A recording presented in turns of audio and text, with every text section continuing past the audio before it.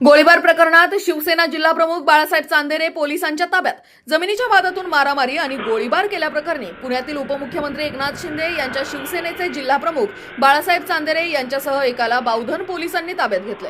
पिंपरी चिंचवड शहर पोलिसांच्या हद्दीत येणाऱ्या सूस पाषाण रोडवर एका जमिनीचा ताबा घेण्यासाठी चांदेरे रात्री 1च्या सुमारास गेले असता तेथील सुरक्षा रक्षक आणि त्यांच्यात वाद झाला आणि त्यानंतर चांदेरे आणि एका सुरक्षा रक्षकामध्ये मारामारी झाल्यानंतर चांदेरे यांनी त्यांच्याकडील पिस्तूलमधून गोळीबार केल्याची माहिती पोलिसांनी दिली आहे.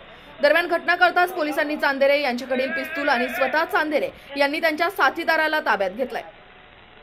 या प्रकरणाने एकच खळबळ उडाली असून बावधन पोलीस या प्रकरणाचा पुढील तपास करत असल्याची माहिती वरिष्ठ पोलीस निरीक्षक अरविंद पवार यांनी दिली आहे. काल दिनांक 1/7/2026 रोजी रात्री 1:15 वाजताच्या सुमारास कंट्रोलवरून कॉल प्राप्त झाला की एका ठिकाणी फायरिंग झालेली आहे.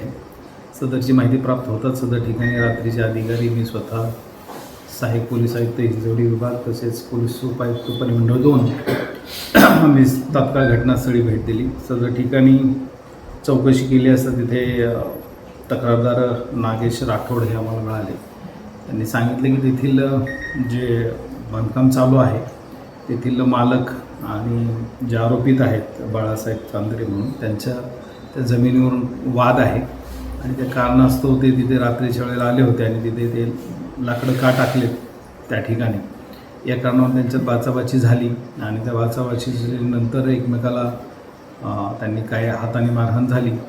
त्यानंतर ते फिर्यादी आणि त्यांचे सहकारी जात असताना चांदेरे यांनी त्यांच्याकडच्या परमिट रिव्हॉल्वरमधून रस्त्याच्या बाजूला एक गोळी फायर केली.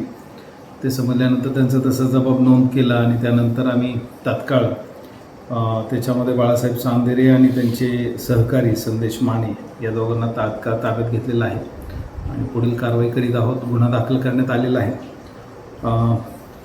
गुन्ह्याचं कलम आहे BNS 125, 352, 115(2), 151(2), 3(5), 6 आर्म ॲक्ट 30 व महाराष्ट्र पोलीस अधिनियमचे 37(1)(3) व 135 याप्रमाणे आम्ही गुन्हा दाखल केलेला आहे आणि पुढील कारवाई चालू आहे.